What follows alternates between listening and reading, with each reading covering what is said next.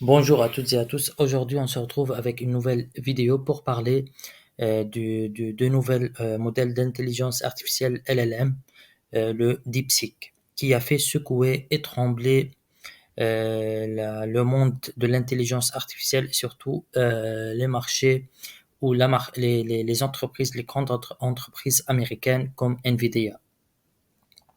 Donc d'abord, pour parler un peu des caractéristiques de ce modèle, c'est que ce modèle, il est développé en Chine par une entreprise chinoise qui a été fondée en 2023. Ce modèle, il était financé pour à peu près 6 millions de dollars. Donc, c'est bien sûr, c'est pour les puissances des calculs.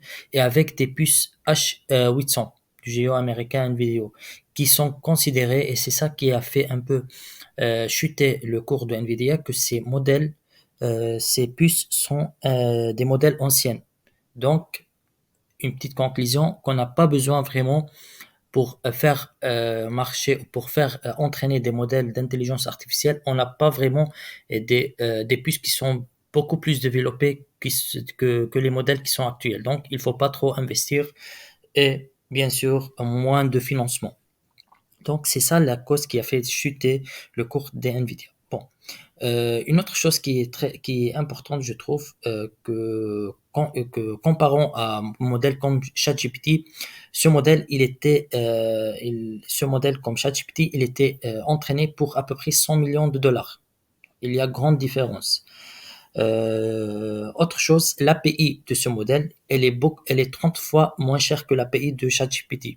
Pareil, il y a une grande différence. Ça, c'est c'est qui concerne les développeurs des chatbots et des applications qui sont basées sur des modèles LM qui sont concernés par cette nouvelle. Après, ce qui m'a attiré l'attention aussi, c'est que ce modèle, il est entraîné sur des codes et des mathématiques. Donc, c'est pour cela, ce que j'ai voulu faire, c'est faire une comparaison entre le ChatGPT et le DeepSeek par rapport à des problèmes mathématiques. D'abord, j'ai commencé avec un problème un peu concret, mais après, j'ai un peu fait des problèmes plus avancés qui nécessitent plus d'analyse. Donc, juste avant de commencer, je vais juste vous parler des fonctions convexes. Une fonction convexe, je vous donne un exemple comme la fonction f de x égale x2. Elle est convexe. On voit bien, voilà, c'est ça la fonction. C'est cette forme qu'elle a une forme de parabole. Donc, mathématiquement, la définition d'une fonction convexe, c'est pour tout x1, x2 qui appartient à la domaine de définition, pour tout lambda appartenant à 0, 1, donc on doit prendre un lambda entre 0 et 1, on a f de lambda x1 plus 1 moins lambda x2 plus petit ou égal à lambda f de x1 plus 1 moins lambda f de x2. Donc voilà, en gros, si on prend x1 ici et x2 ici, f de x1, on trace le segment, tous les points qui restent entre x1 et x2 sont au-dessous de ce segment. Donc, pour des fonctions à deux variables, ici, on parle des matrices hessiennes. Donc, pour qu'une fonction qu'elle soit convexe, il faut que la matrice hessienne, donc les dérivées partielles par rapport à x1, x2 et par rapport à x1 et x2, on voit ici, c'est cette matrice hessienne qui est en général symétrique.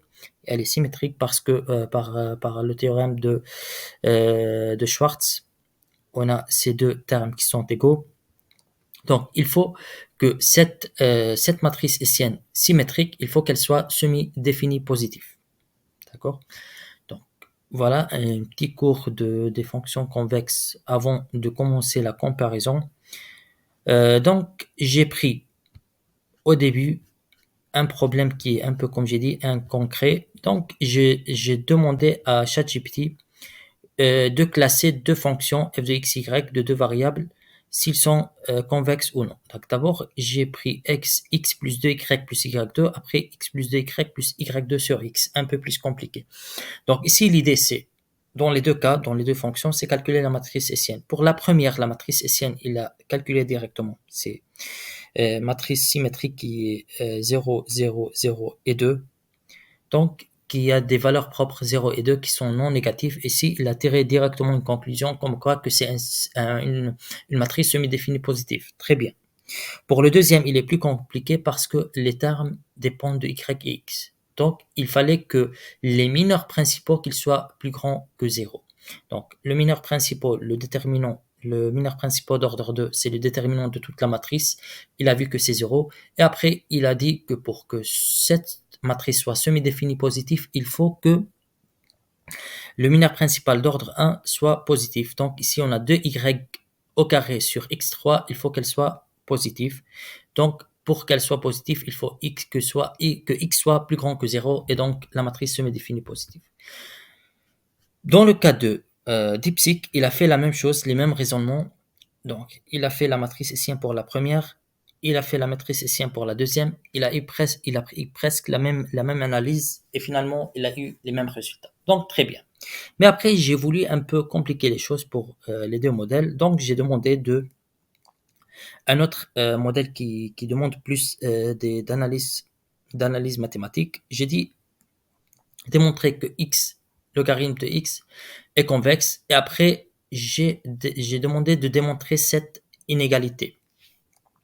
Bon, cette inégalité, elle est facile, mais aussi compliquée. Donc, il faudra bien choisir les x parce que il faut que partir de cette définition.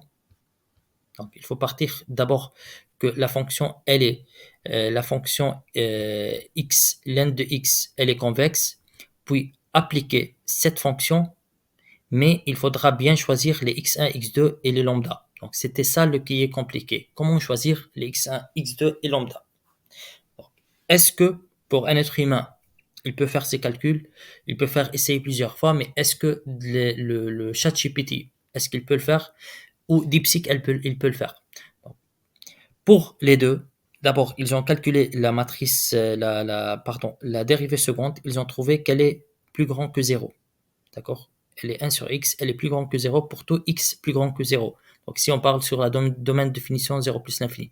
Donc, pour ChatGPT, il a dit, voilà, elle est convexe parce que la dérivée seconde, elle est plus grande que 0 pour la domaine de définition, je vais dire ici, entre 0 plus l'infini. Par contre, ce que j'ai remarqué sur DeepSeek, il a un peu plus poussé l'analyse. Il a dit comme quoi que elle est convexe sur 0 plus l'infini.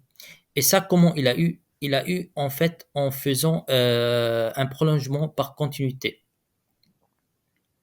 Donc, il a démontré que la fonction f donc convexe sur 0 plus l'infini en x égale 0, on peut prolonger par continuité en posant f0 égale 0 et la convexité est conservée. Donc, il a fait un peu plus d'analyse et il a montré que comme quoi que la fonction elle est continue en 0. Donc, la convexité elle est conservée. Donc voilà, c'est ça ce qu'il a fait DeepSeek en plus.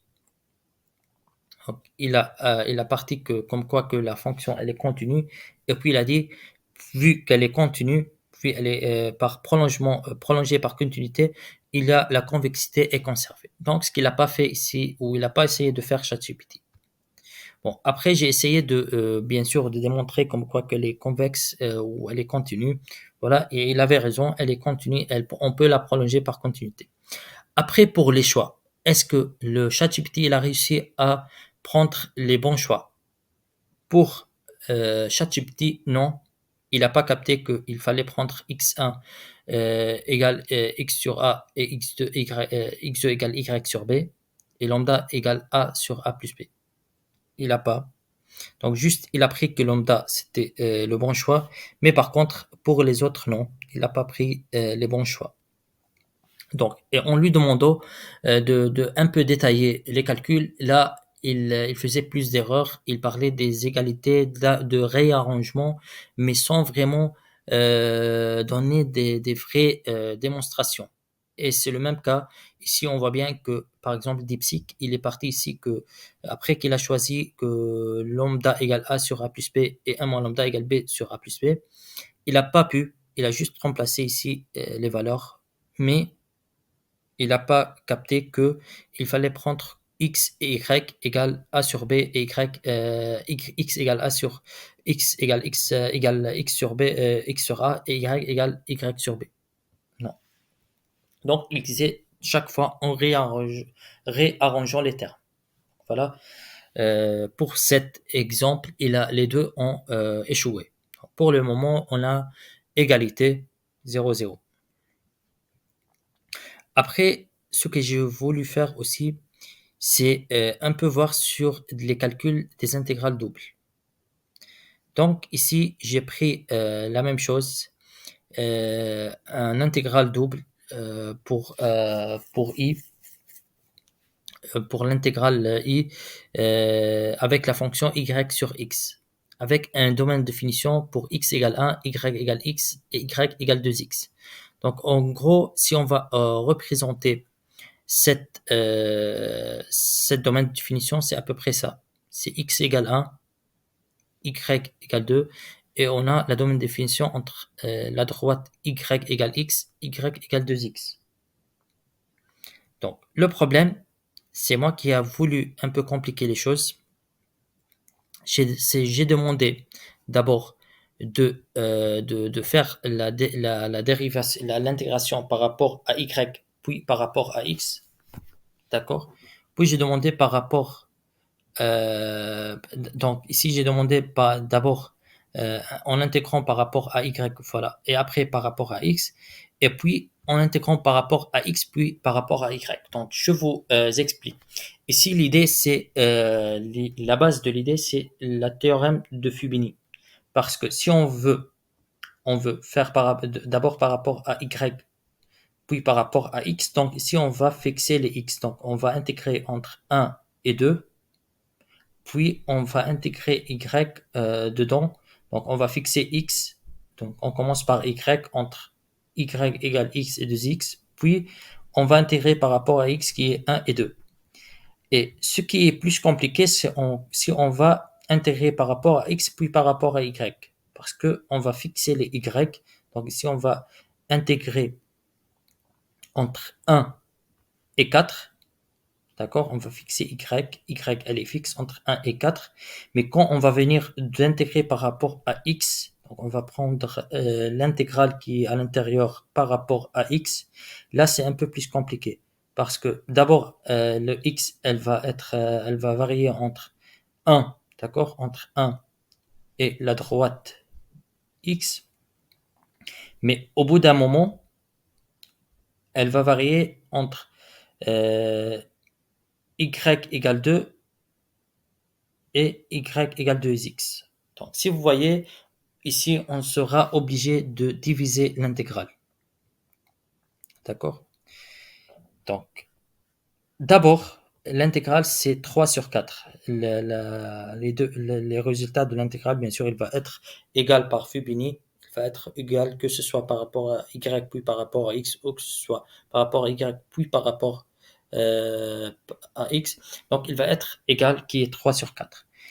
Donc, pour ChatGPT, pour ce qu'il a fait, bon, il a fait l'intégrale entre 1 sur 2.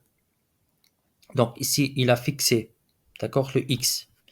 Il a mis que x, elle est entre 1 sur 2, c'est juste.